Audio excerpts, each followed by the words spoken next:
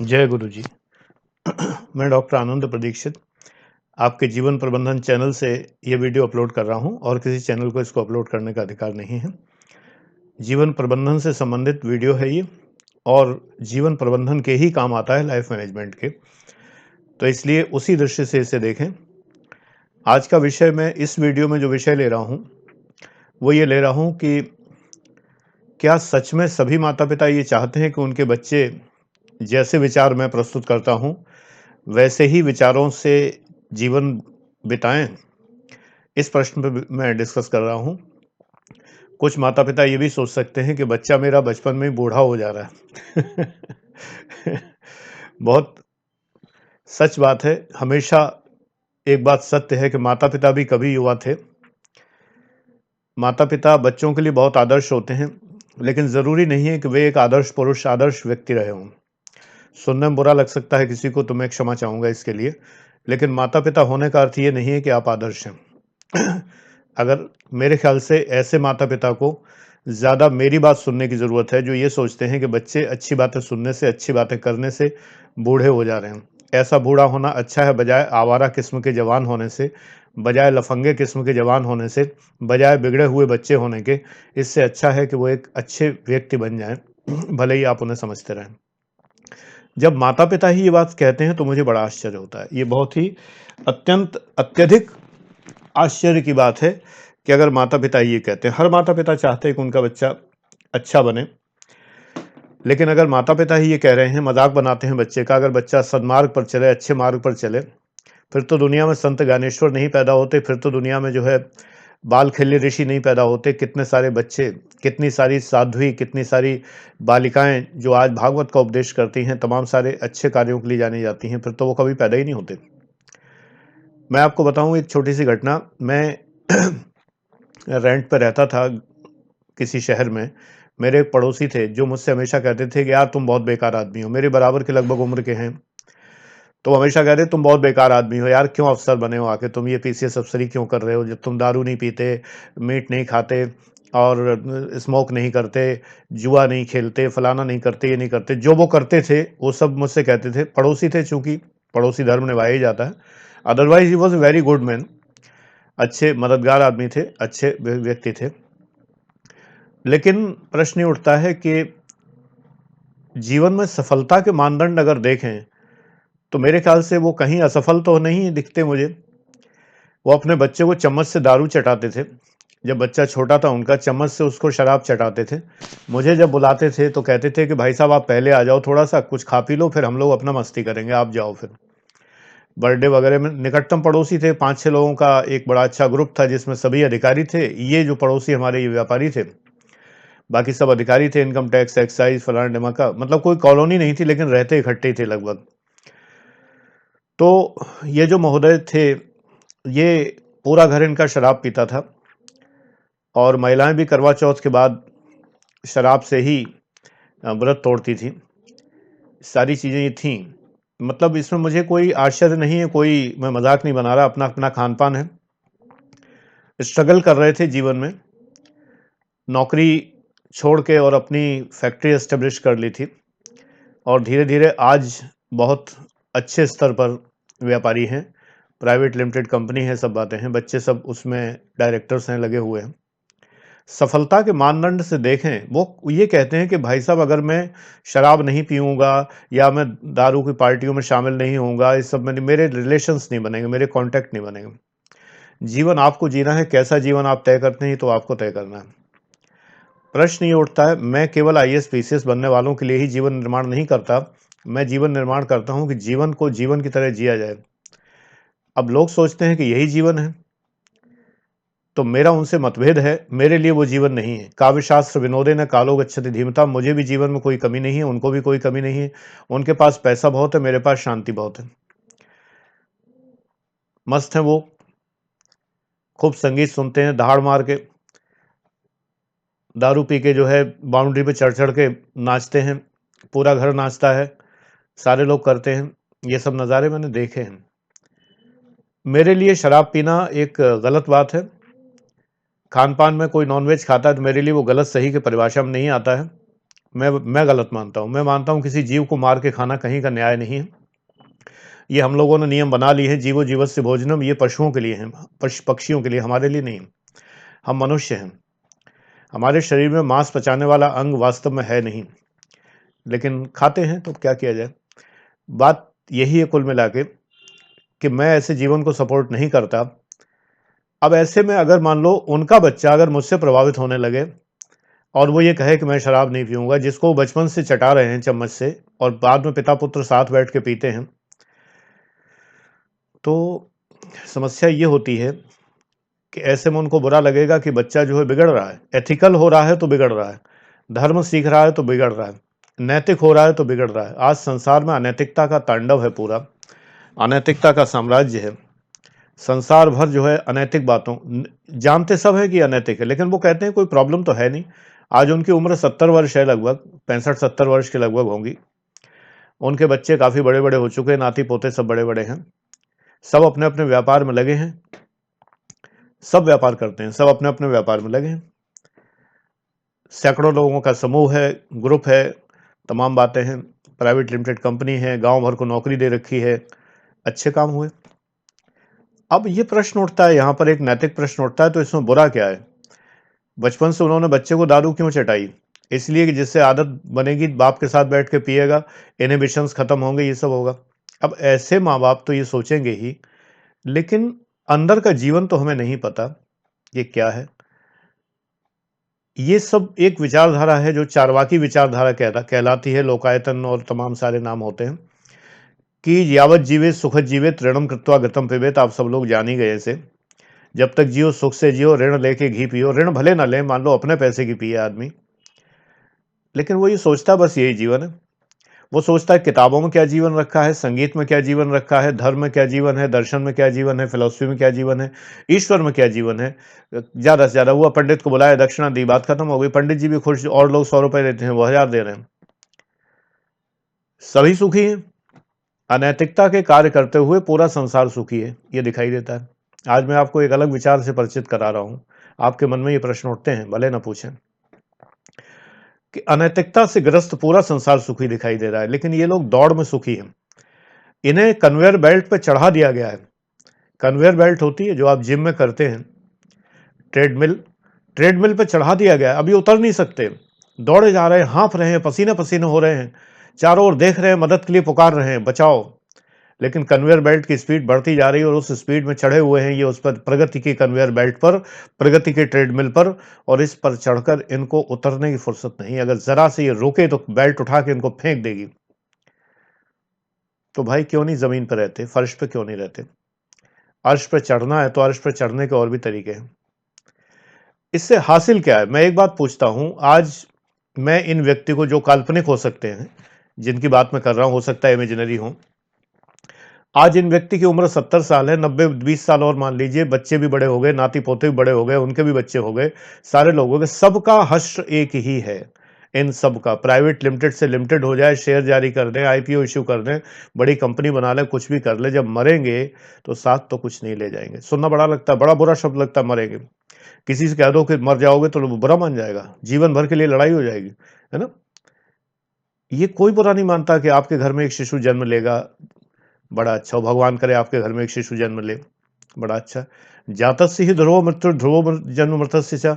जो जीवित, जो जन्मा है, उसकी मृत्यु तो अवश्य होगी। लेकिन अगर किसी से कहें, कोई अगर ज्यादा बीमार हो, कोई बात हो, अगर अगर उससे कहें कि चलिए ठीक है, कोई बात नहीं, बीमार है, एक दिन तो जाना ही है, जाएंगे तो है ही आप, बुरा बुरा मान जाएगा, थप्पड़ मारेगा खींच के, कहेगा ये क्या कह रहे हैं, मेरे मरने की कामना कर रहे हैं।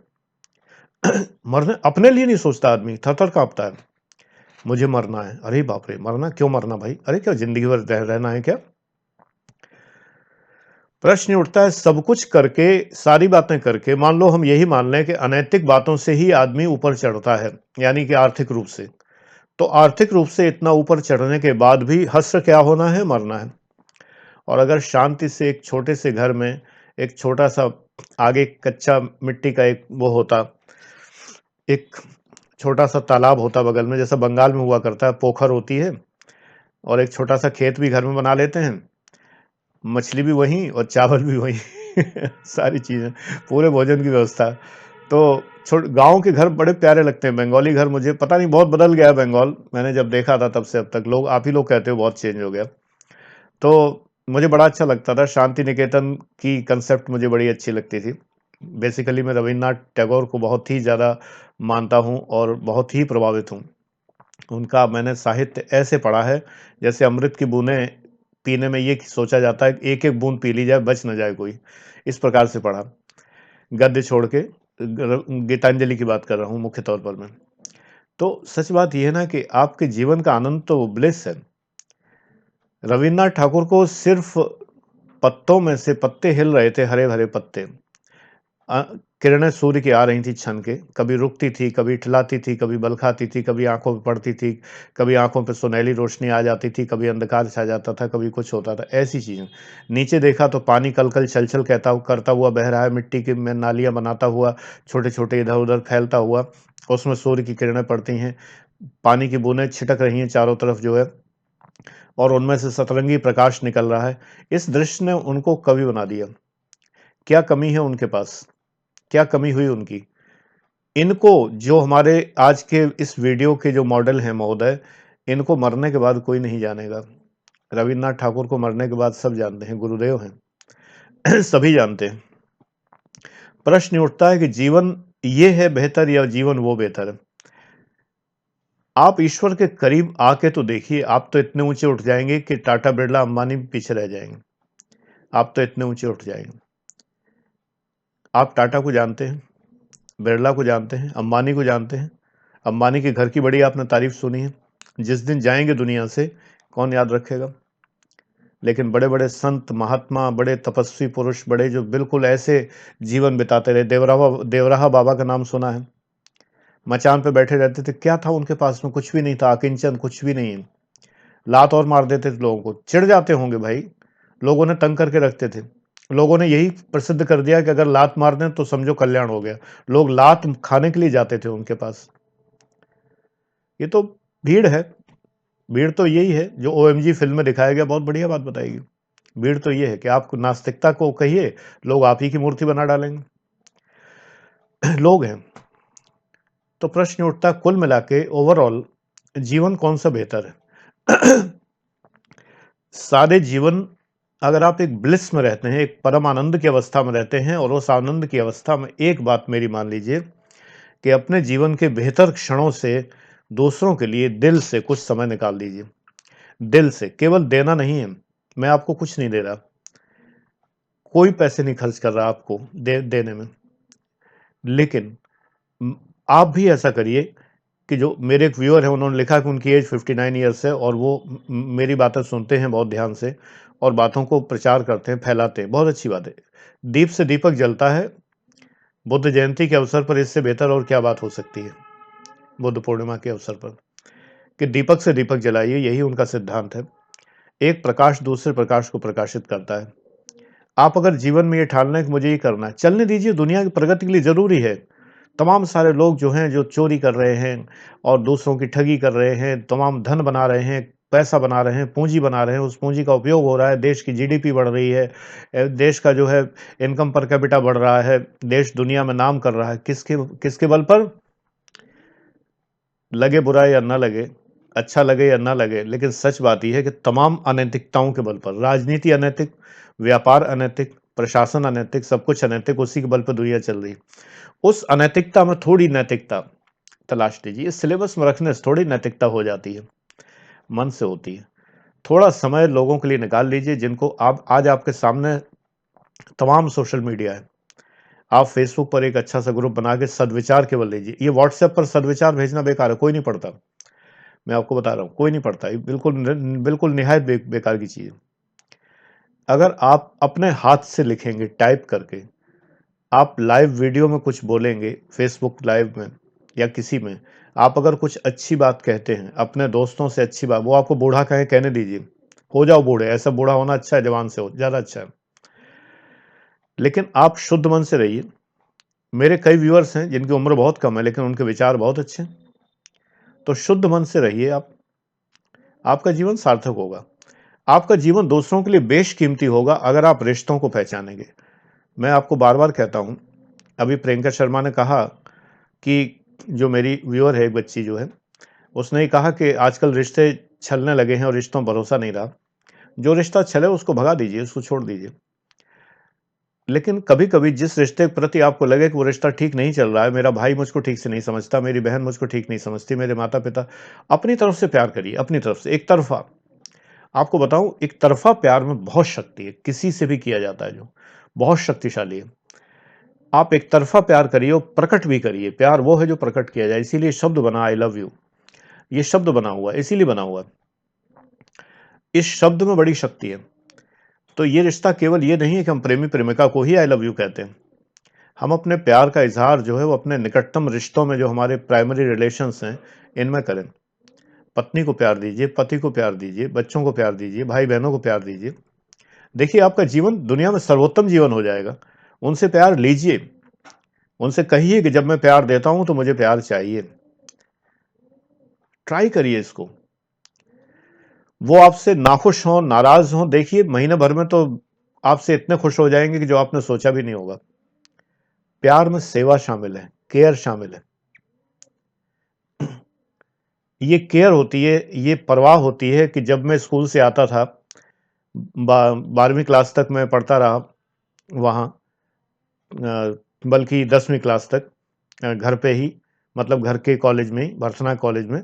बाद में बकेवर चला गया, जो कि 11 किलोमीटर दूर था, बस से आता था। तो 12वीं से ही, 11वीं-12वीं समझ लीजिए, जब मैं बस से आता था, तो पिताजी मेरे लिए कैसे पानी लेके खड़े होते थे, आपको पता है? आप सोच नहीं सकते, दुनिया का कोई पिता इतना पुत्र की सेवा नहीं कर सकता है। कि फ्रिज नहीं होते थे उन दिनों, घड़े होते थे, वो बेकार होने लगते थे। एक मौसम होता है जब घड़े बेकार हो जाते हैं, जुलाई-वुलाई का। तो कुआँ था घर में, वेल जो होता है कुआँ, जिसमें बाल्टी फाँस के पानी निकाला जाता है, आजकल तो रेयर चीज़ हो गई। तो कुएँ में बाल्टी फाँसे रहते थे, बाल्टी कुएँ में डूबी रहती थी। रस्सी जो है गिर्री पे चढ़ी रहती थी ऊपर, हाथ में पकड़े रहते थे। जैसे ही मैं आता था, खट-खट, खट-खट खींचते थे जिससे ठंडा पानी मिले। अगर खींच के रख लेंगे पहले तो पानी गर्म हो जाएगा उस जुलाई की गर्मी में या जून की गर्मी में।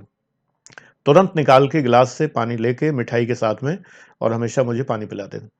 सुबह 4 बजे उठ के चाय बनाना, मेरी मदर थोड़ी-सी बीमार भी रहती थी और भारी शरीर के होने के नाते उनसे बहुत ज़्यादा चला-फिरा नहीं जाता था, तो पिताजी ही ये सब काम किया करते थे। खाना-वाना मदर ही बनाती थीं, लेकिन सुबह नहीं उठा जाता था उनसे।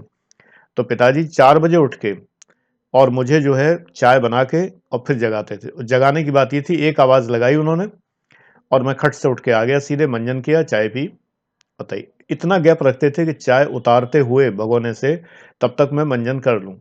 वो 1 डेढ़ मिनट का गैप वो रखते थे, इतना कैलकुलेटेड। सवाल ये उठता है, ये रिश्तों की केयर है, तो दूसरा व्यक्ति भी सोचता है कि मुझे भी यही केयर करनी है।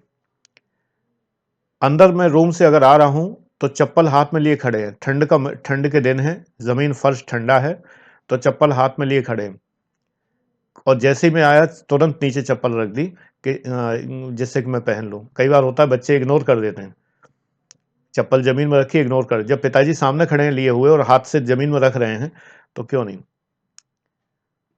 तो बात ये है ना कि ये चीज़ें ऐसी होती हैं, रिश्ते ऐसे बनाओ, आप बनाओगे तो प्रतिदान मिलेगा रिश्ते का, ऐसा नहीं है, प्रतिदान मिलेगा। आज अगर कोई पिता कहे कि मेरा लड़का मुझको पूछता नहीं है, मेरा लड़का ऐसा नालायक हो गया, एक बार उस पिता को थोड़ा झाँक के देखना चाहिए मन में कि क्या उसने पुत्र की परवाह, पलते तो सभी हैं, पाला है, जन्म दिया, इतना नहीं, परवाह कितनी की है। और वो पिताजी अगर सुनते हों तो एक बार को ये भी देखें कि अगर नहीं की है तो भाई अब कर लो। बेटे-बेटी की परवाह अब कर लो, अगर नहीं की है तो। आप नौकरी में बिज़ी रहे, आपने ध्यान नहीं दिया, तो आज तो कर लो परवाह कम से कम, रिटायर तो हो ही गए होगे। अगर आपके बच्चे मेरे यूट्यूब के वीडियो देख रहे हैं तो एप्रोक्सिमेटली लगभग आप रिटायर तो होने वाले होंगे, तो अब कर लो परवाह। परवाह दूर रहकर भी की जा सकती है, ऐसा नहीं है। केवल पैसे देने से परवाह नहीं होती है, परवाह प्यार से होती है। प्यार देना एक बड़ा ही रेयर चीज़ है। बच्चों को जब हम प्यार देते हैं, तो बच्चे खुश होते हैं, गोद में उठाते हैं, कंधे पे खिलाते हैं। बड़े हो जाते हैं तो हम उन्हें गोद नहीं उठा पाते हैं, गोदी में झुला नहीं पाते हैं, कंधे पे बिठा नहीं पाते हैं, तो कम से कम उनसे हम इस तरह के वार्तालाप तो कर सकते हैं। वो समय नहीं है बच्चों के पास, इसलिए नहीं है कि आपकी बातें नीरस हैं, आप उनको ज़बरदस्ती के उपदेश पिला रहे हैं। मैं भी यही काम कर रहा हूँ आपको उपदेश पिलाने का, लेकिन मेरे तो 31,000 बच्चे मेरी बातें सुनते हैं। यार आप 2-3 बच्चों की बात को भी नहीं अपनी बात सुना सकते। मैं व्यूअर्स के माता-पिता से कह रहा हूँ कि 2-3 बच्चे होते हैं आज के ज़माने में, तो 2-3 बच्चों को भी अपनी बात नहीं सुना सकते। मेरे तो 31,000 सुन रहे हैं।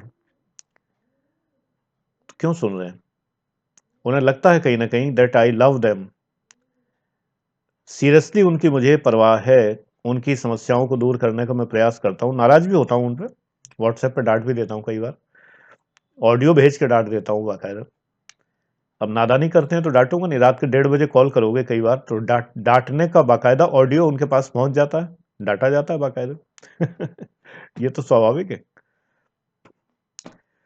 तो बात ये है कि देखिए, रिश्तों में दरार ना आए, पहला वीडियो अभी बन चुका है इस पर, और इस वीडियो में यही कह रहा हूँ कि इस बात पे ध्यान दिया जाए कि हम रिश्ते की रिपेयरिंग करते रहें।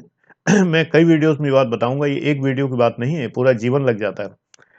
आपके मन में जब ये शंका आती है कि हम प्रैक्टिकल हों या आइडियल हों, एथिकल हों, तो एथिकल होना हर हालत में बेहतर है। इतने प्रैक्टिकल बने रहिए कि आप जीवन की मूलभूत आवश्यकताएँ अर्जित कर लें। अब कहिए मूलभूत, मैं हमेशा हाई लाइफ, हाई थिंकिंग की बात करता हूँ। हाई लाइफ का मतलब है कि इतनी ज़्यादा लंबी-चौड़ी लाइफ नहीं, लेकिन आजकल जीवन की मूलभूत आवश्यकताओं में ये हो गया कि आपका एक छोटा-सा घर हो, छोटी-सी गाड़ी हो और घर आपका कोज़ी हो, कंफर्टेबल हो, आपको कूलर या एसी जिसमें आनंद मिलता हो, वो हो। देखिए, मूलभूत आवश्यकताओं को ज़बरदस्ती बढ़ाने से कोई फ़ायदा नहीं। अब आप कहिए मैं पूरा घर सेंट्रली एयर कंडीशन कराऊँगा, तो वो एक लग्ज़री हो गई। आज के समय में गर्मी इतनी है कि अगर आपको काम करना है, प्रॉपर्ली वर्क करना है, तो आपको अगर एयर कंडीशन आप लगाते हैं, तो बहुत ज़रूरी हो गया। तो इतना कमाइए, कमा लेंगे इतना आप आराम से। लेकिन अगर आप ये चाहते हैं कि आप एक छोटी-सी गाड़ी रखिए अपने पसंद की, खूबसूरत-सी अच्छी-सी गाड़ी, जो मैंने तो नैनो रखी हुई है। जो आप मेरी पुरानी जो भी फ़ोटोज़ देखते हैं, उनमें गाड़ी कोई भी मेरी नहीं है। तमाम सारी में इनोवा खड़ी है, कहीं तो कोई है, टवेरा है, कहीं कुछ भी है, कहीं मेरी एक भी गाड़ी नहीं है। ये टैक्सीज़ हैं। मैं ट जब भी बाहर जाता हूँ नेचुरली टैक्सी ले जाता हूँ, तो उसके बाद मैं नीली बत्ती उस पे लगाता रहा हूँ, उस समय तक लगती थी, अपनी गाड़ी अपनी बत्ती लगाता था, अपना जो है नेम प्लेट लगाता था। ठीक है? ईश्वर की कृपा से अधिकार मुझे मिला है, तो उसको मैं रखता था। किसी को कुचलने के लिए थोड़ी रख रहा था, किसी को धौंस देने के लिए थोड़ी रख रहा था। केवल एक बात है कि अच्छा लगता है, अपने अपना जो मैंने अर्जित किया है, जितनी मेहनत मैंने की है, परिश्रम। अब मान लो मुझे कोई जब भी कहता है, मेरे डिपार्टमेंट में मेरी हमेशा एक बात होती थी, लोग नाम लिखते थे, तो मैं कहता हूँ डॉक्टर लगाइए नाम के पहले। बड़ी मेहनत की है, इलाहाबाद यूनिवर्सिटी की डॉक्टरेट है, मजाक नहीं है, खरीदी हुई डॉक्टरेट नहीं है। 4 साल रगड़ के मेहनत की है, बायोकेमिस्ट्री में केमिकल काइनेटिक्स के एक्सपेरिमेंट किए हैं दिन रात लग लग के। डॉक्टर लगाइए मेरे नाम के पहले। अगर हमने कुछ परिश्रम से अर्जित किया है, तो वो उसके प्रदर्शन में कोई बुराई नहीं है। प्रदर्शन दम्भ नहीं होना चाहिए, घमंड नहीं होना चाहिए। अगर मैं नीली बत्ती गाड़ी से नीचे उतरता हूँ, घमंडी की तरह उतरता हूँ, तो गलत बात है। लेकिन अगर मैं विनम्र होकर उतरता हूँ, मैंने यहीं गाज़ियाबाद में मालीवाड़ा चौक पर मेरे चाचा जी रहते थे, अब वो इस संसार में नहीं है। कई बार ऐसा हुआ कि मैं जा रहा था, चाचा जी पैदल जाते हुए दिखाई दिए, वो वहीं रहते थे, रिटायर हो चुके थे, वहीं रहते थे। तो मुझे दिखे, मैंने तुरंत उतर के पैर चरण स्पर्श किए उनके। वो कहते थे, "अरे! तुम इतने बड़े अफ़सर हो और इतने तुम्हारा स्टाफ़ साथ में रहता है, ये पुलिस वाले और ये क दुनिया भर के लोग, उनके सामने तुम उतर के पैर छूते हो भाई, अच्छा नहीं लगा।" हमने कहा, "अच्छा नहीं लगता? आप मेरे चाचा जी हैं, मेरे पिता समान हैं, तो मैं आपके पैर छूता हूँ तो आशीर्वाद मिलता है। ये मूर्ख हैं अगर ये गलत सोचते हैं, अगर इसको ये सोचें कि ये कोई मैं गलत काम कर रहा हूँ। मुझे तो चौराहे पर भी चरण स्पर्श करने में कोई दिक्कत नहीं है। कौन-सी समस्या है इसमें?" तो दम्भ अलग बात है। अपने अपनी डिग्री का प्रदर्शन, अपनी डिग्री को बताना, अगर मैंने मेहनत से अर्जित की है, लोग डिग्री क्यों नहीं बताते? गाइड बुक रट के डिग्री प्राप्त कर लेंगे तो कौन बताएगा? खरीद के पीएचडी हो जाएँगे तो लगाने में भी संकोच होता है कि डॉक्टर नाम के आगे लगाने में। मेहनत की है तो डॉक्टर लगाता हूँ नाम के पहले, कौन-सी समस्या है? ईश्वर ने इतनी अगर कृपा की है कि जो डिग्रियाँ हैं, तो क्या कोई चोरी थोड़ी करता हूँ? किसी का डाका थोड़ी डाला है। चोरी तो नहीं की है, डाका तो नहीं डाला। तो इसलिए आप जीवन में प्रैक्टिकल होने को इस लेवल तक रखिए। मैं बच्चों से ये कहता हूँ, ये नहीं कि आप नौकरी मत करिए, आप साधु हो जाइए, हिमालय चले जाइए, संत चले जाइए। हमारे परम गुरु परमहंस योगानंद जी जो हैं, उन्होंने भी, उनके गुरुओं ने कभी नहीं उनसे कहा कि वो सन्यासी हो जाएँ। अभी आप में से व्यूअर्स ने किसी ने पूछा कि आपने बाल इतने बड़े क्यों रखे हैं? आपने मेरे पीछे गुरुजी की फ़ोटो नहीं देखी है? मेरे गुरुजी के इतने बड़े-बड़े बाल हैं, मुझे बहुत सुंदर लगते हैं, बहुत अच्छे लगते हैं। देखिए, परमहंस योगानंद, अभी तो मेरे इतने बड़े नहीं हुए। मेरी तो इच्छा है कि मेरे बाल यहाँ तक आएँ, और कर्ली तो नहीं होंगे क्योंकि गुरुजी के जैसे कर्ली हैं। मुझे बहुत अच्छे लगते हैं, मैंने अपना लिया, हो ही जाएँगे 4-5 साल में। बड़े मन से मैंने बाल बड़े किए। मैं तो मिलिट्री कट रखने वाला आदमी था हमेशा। छोटे-छोटे बाल, बिल्कुल जीन्स, और मैंने फ़ोटो भी डाल रखी है फैन क्लब में, अलग-अलग मूड में, आप देख सकते हैं कितना फैशनेबल मैं रहा हूँ और किस कदर मॉडर्न में हमेशा से रहा हूँ। तो बात यह है कि व्यक्ति को थोड़ा-सा एक सीमा रेखा निर्धारित कर लेनी चाहिए। आपके प्रश्न का उत्तर इसी में है। जो लोग आपको आज सक्सेसफुल दिखाई देते हैं, उनकी सक्सेस की चरम सीमा सोच लीजिए, क्या हो जाएँगे? इतने बड़े उद्योगपति हो जाएँगे, इतने बड़े नेता हो जाएँगे, इतने बड़े ये हो जाएँगे, इतने बड़े वो हो जाएँगे। देखिए, जो चला गया, चाहे वो राजघाट पे सो रहा है, चाहे वो किसी अनाम जगह पे सो रहा है, दोनों ही चले गए। बस अंतर इतना है, राजघाट पे सोने वाले को हम 2 अक्टूबर पे याद करते हैं और नोटों पे छपा हुआ है उस इंसान का नाम। अकिंचन था, पद नहीं लिया उसने। इस पे मीन मेख मत निकालिएगा। बिना गांधी को पूरा पढ़े गांधी को आलोचना करना या गाली देना कोई पर्पज नहीं है, अच्छी बात नहीं है कोई ये। तो इसलिए एक जिसने सब कुछ पढ़ा हो, उसके सामने जिसने जरा सा पढ़ा हो, उसकी हैसियत नहीं बनती है बहस करने की। मेरे चैनल पर बहस नहीं होती, मेरे चैनल पर मेरे फॉलोअर्स रहते हैं केवल, बहस करने वाले नहीं रहते। ये बहस का मंच नहीं है। इसलिए अगर कोई मुझसे असंतुष्ट हो कि मैं गांधी को प्रशंसा करता हूं, तो वो बिल्कुल भी अनसब्सक्राइब कर सकता है, मुझे कोई समस्या नहीं है। जिस जिस चैनल पे जाना चाहे जाए, मुझे कोई दिक्कत नहीं। यहाँ पर मेरे बच्चे रहते हैं, ये मेरा घर है और मेरे बच्चे हैं जो मेरी बात सुनते हैं। तो जो व्यक्ति अकिंचन रहा, उस व्यक्ति को दुनिया याद करती है। गारंटेड है कि अंबानी, टाटा, बिरला को कोई याद नहीं करेगा। इनमें से किसी का कोई घाट नहीं बनने वाला, शक्ति स्थल या समता स्थल नहीं बनने वाला। शक्ति स्थल मालूम होगा आपको, इंदिरा गांधी, समता स्थल जगजीवन राम जी, बाबूजी कहे जाते थे जो। तो ये स्थल के नाम से दिल्ली में जो बना है, ये भारत का हृदय है। ये सब भारत के हृदय में रहते हैं। इन्होंने जो किया है, एक बात ये सोचिए कि कोई व्यक्ति सुविधा संपन्न होकर कुछ भी कर सकता है, लेकिन सुविधा संपन्न होकर अगर आप अपनों के लिए, अपने कौन, समस्त समाज हमारा अपना ही तो है, अगर आप अपनों के लिए कुछ करते हैं, तभी आपका नाम होता है।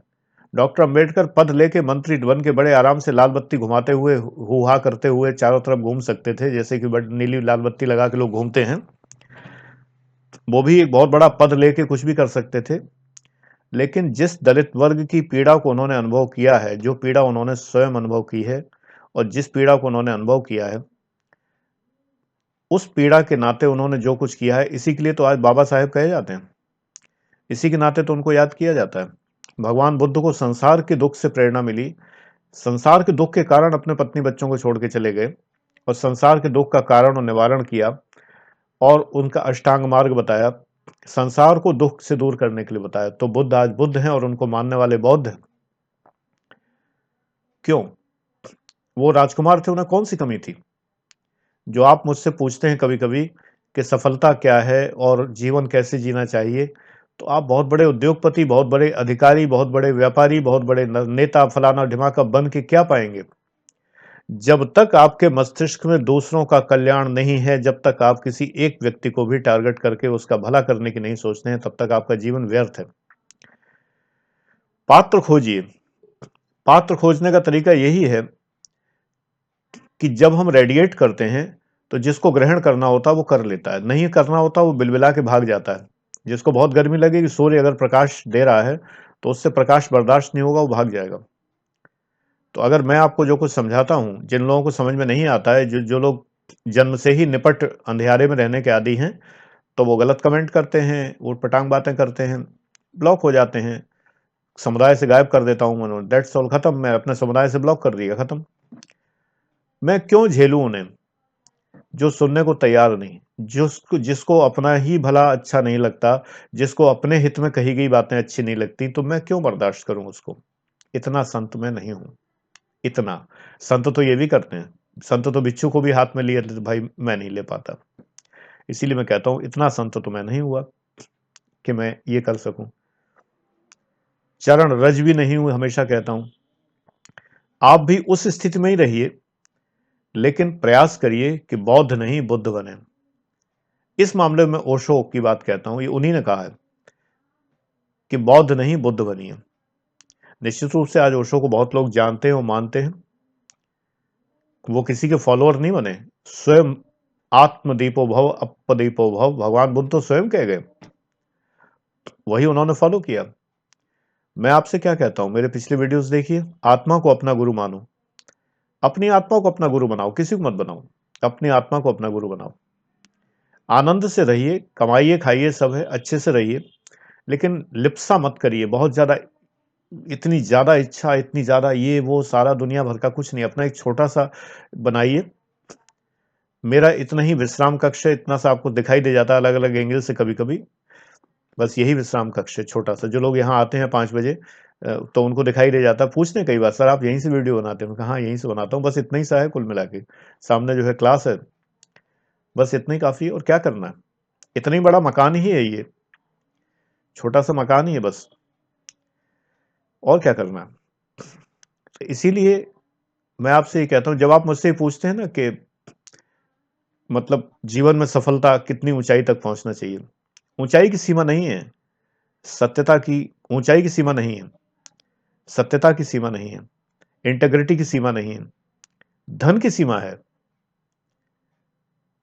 अब आपको ये धन की कोई सीमा नहीं, चाहे जितना कमाए, इस पर फिर कभी बताऊंगा। धन की सीमा है, धन की परचेसिंग पावर एक बार को खत्म हो जाती है। आपके पास जब सब कुछ होने लगता है तो आपको लगता है अब धन से क्या करूं, क्या खरीदूं, ये तमाम बातें होती हैं। क्या जरूरत है इतने सब की? दुनिया तरक्की नहीं करेगी, ना करे यार, क्या जरूरत पड़ती है इस तरक्की में? रखा क्या है ऐसी तरक्की से? ये महलों, ये तख्तों, ये ख्वाबों की दुनिया, ये इंसान के दुश्मन समाजों की दुनिया, ये दुनिया अगर मिल भी जाए तो क्या है? गुरुदत्त पर एक फिल्माया गया गाना है, प्यासा थी शायद मूवी। तो थिंक लाइक दैट। अगर आप असमय बूढ़े हो रहे हैं तो बहुत अच्छी बात है, मुबारक हो। और अगर आपके माता पिता को ये बात समझ में नहीं आती तो पहले उनको थोड़ा सा ट्रेनिंग की जरूरत है कि बच्चा अच्छे रास्ते जा रहा है, बुरे रास्ते नहीं जा रहा। Thank you very much, God bless you.